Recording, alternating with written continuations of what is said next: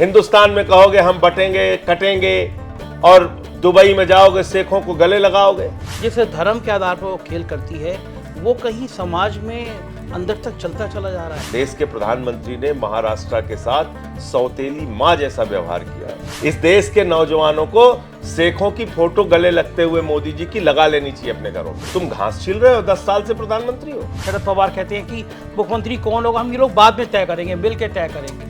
तो एक उपयुक्त एक अच्छा चेहरा आपके पास है, आप लोग आपस में विचार विमर्श करके वो चेहरा सामने लाइए। यूपी के मुख्यमंत्री आए थे और उन्होंने एक नारा दिया, बटोगे तो कटोगे, और मध्य महाराष्ट्र का चुनाव बहुत कुछ उस पर फोकस हो रहा है। जिस तरह से जनता के मुद्दों से ध्यान भटकाया जा रहा है, जिस तरह से बेरोजगारी और किसानों की समस्या बढ़ी हुई है, आप बताइए सीट ऑफर की गई थी, बावजूद इसके हमने कहा कि नहीं, बड़ा हित इस समय यह है कि हम महाविकास आघाड़ी को जीता। हरियाणा में हमारी कोई गलती नहीं थी। अगर बटोगे तो सरकारी स्कूल बंद हो जाएंगे, बटोगे तो सरकारी अस्पताल बंद हो जाएंगे, बटोगे तो तुम्हारी सड़कें टूटी हुई होंगी। किसको रोजगार मिल रहा है, किसको धंधा मिल रहा है? अमित शाह के बेटे जय शाह को धंधा मिल रहा है दुबई में। 6 महीने जेल में रह के आए उसकी और बात फिर आप पंगा कर रहे हैं।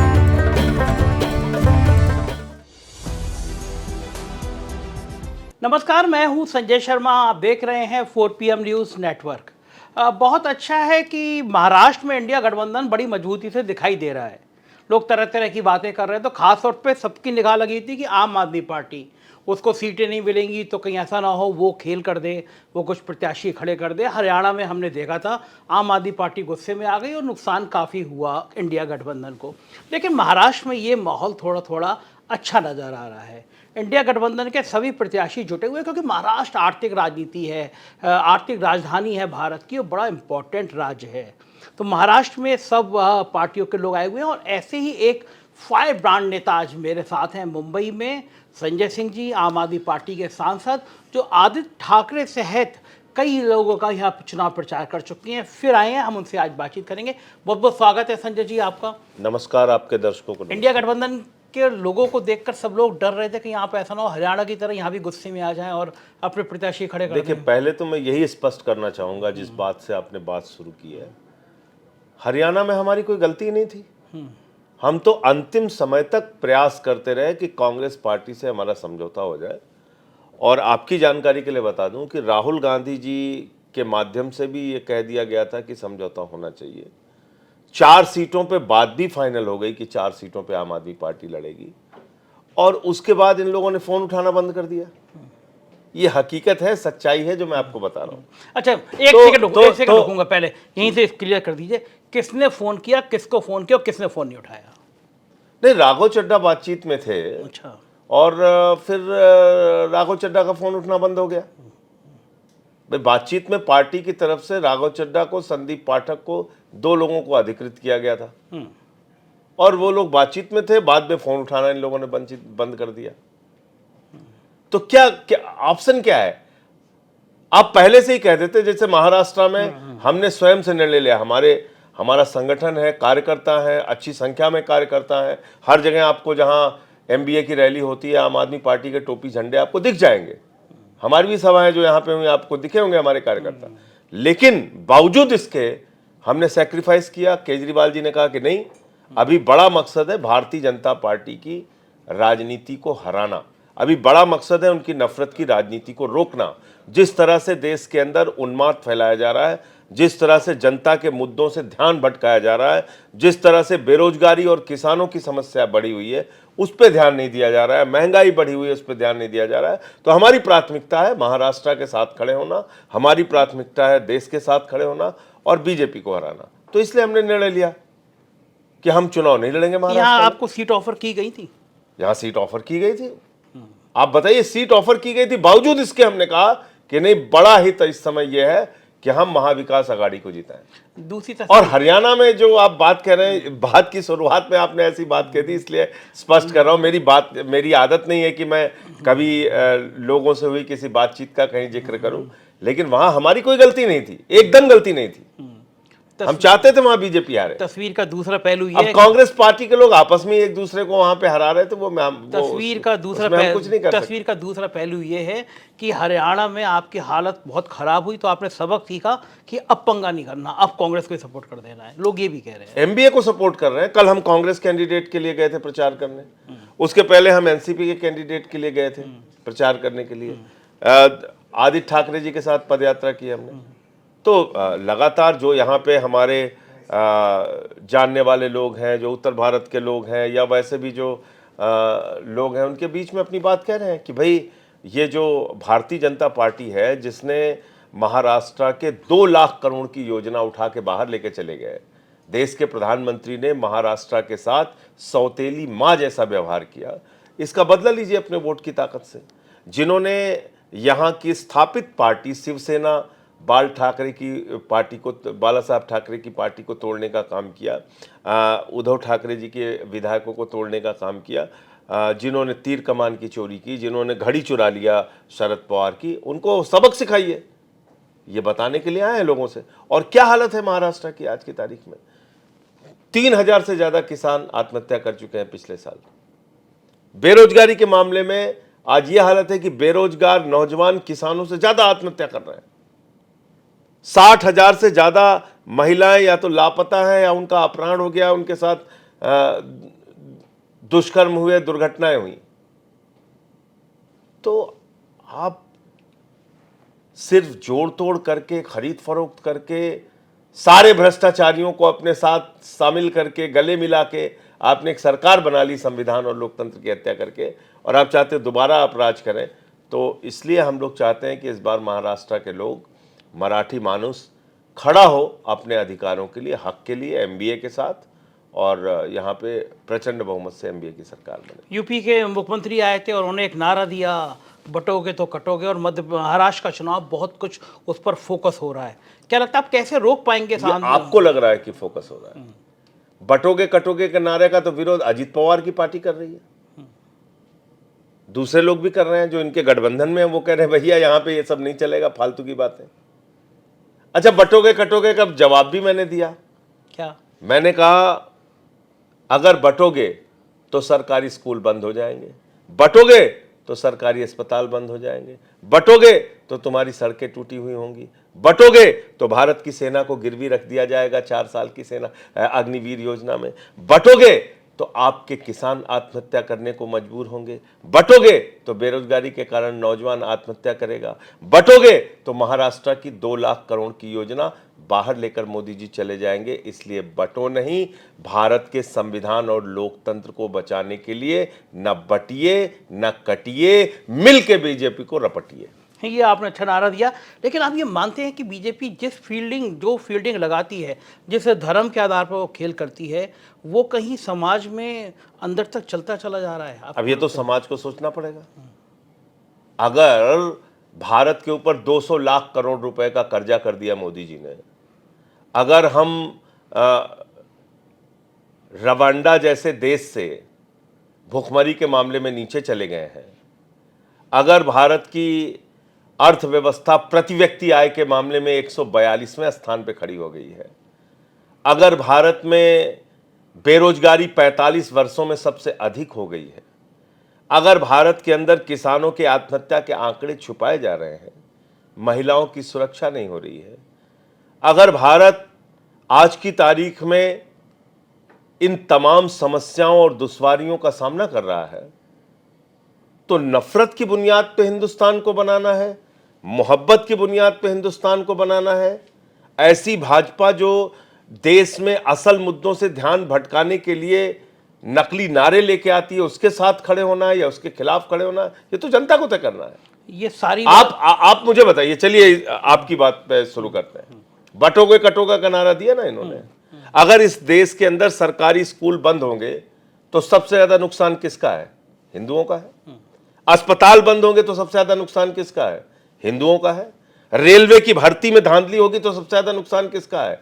हिंदुओं का है। सेना की भर्ती में आप अग्निवीर योजना लेके आए तो सबसे ज्यादा नुकसान किसका है? हिंदुओं का है। अगर देश में बेरोजगारी बढ़ेगी, किसान आत्महत्या करेंगे, तो कौन है वो? सबसे ज्यादा हिंदू हैं। अभी प्रयागराज के अंदर जो नौजवान लाठी खा रहे हैं वो हिंदू है कि मुसलमान है?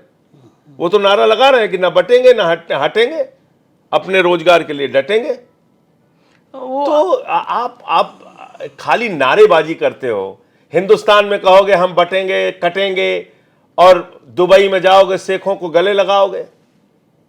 ऐसे तो शाहरुख खान भी हीरोइनों को गले नहीं लगाता जैसे हमारे मोदी जी लगाते हैं शेखों को गले। तो देखा है कि नहीं आपने? आपको क्या समस्या है? कतर में देखा है तो नहीं आपने? इसमें आपको क्या आपने देखा है ना कतर में? देखा है, तो व्यापार कर रहे हैं, भारत को यूएई के व्यापार, प्रधानमंत्री इसके तो हिंदुस्तान में क्यों नफरत फैला रहे हैं? हिंदुस्तान में क्यों नफरत फैला रहे हैं? वो तो आप दुबई के शेखों को यहां बुलाते हैं गुजरात में धंधा करने के लिए, और उसके बाद कहते हैं my brother bin Mohammed bin Salman, tweet करते हैं उसके लिए, और हिंदुस्तान में बटोगे कटोगे करते हैं। क्यों करते हैं? किसको रोजगार मिल रहा है, किसको धंधा मिल रहा है? अमित शाह के बेटे जय शाह को धंधा मिल रहा है दुबई में, शेखों के साथ उनका व्यापार चलता है। तो वहां का मुसलमान पसंद है आपको, हिंदुस्तान के मुसलमानों के खिलाफ लोगों को भड़काओगे। क्या ये राजनीति लोग समझ नहीं रहे? इस देश के नौजवानों को शेखों की फोटो गले लगते हुए मोदी जी की लगा लेनी चाहिए अपने घरों पे, तब उनको समझ में आएगी तस्वीर। मैं कह रहा हूं आपसे। मैं अभी पिछले हफ्ते गया था अबू धाबी में, आप बताइए। मस्जिद से निकला तो मुझे वहां पे मस्जिद के बाहर भी वो प्रधानमंत्री जी की फोटो दिखाई दी, तब बताइए। मस्जिद में घूमते हुए। तब बताइए। लेकिन ये जो आप तो मस्जिद में घूमते हुए वहां पे आप, और यहां कह रहे हो बटेंगे कटेंगे। आप बताइए, भारत का प्रधानमंत्री इस देश के हिंदुओं को इतना कायर और कमजोर समझता है, और खुद को कायर वो साबित कर रहा है। भारत के प्रधानमंत्री कहते हैं कि आपकी भैंस चुरा ले जाएंगे, आपका मंगलसूत्र चुरा ले जाएंगे, आपकी रोटी चुरा ले जाएंगे। अभी उन्होंने सारी सीमाएं पार करके कहा आपकी बेटी चुरा ले जाएंगे। ये देश के प्रधानमंत्री की भाषा है। तुम घास छील रहे हो, 10 साल से प्रधानमंत्री हो। अगर आप 10 साल से भारत के प्रधानमंत्री हैं, 22 राज्यों में आपकी सरकार है, गृह मंत्री आपका, रक्षा मंत्री आपका, और उसके बाद भी फिर भी बेटियां चुरा ले जाएंगे। शर्म नहीं आती प्रधानमंत्री को ऐसी बातें करते हुए? आपको इस्तीफा देना चाहिए अपने पद से अगर आप बेटियों की सुरक्षा नहीं कर सकते तो। बताइए आप, ये जो आप ऐसे उन्मादी भाषण दे दे के आप महाराष्ट्र की जनता को बेवकूफ बनाना चाहते हैं।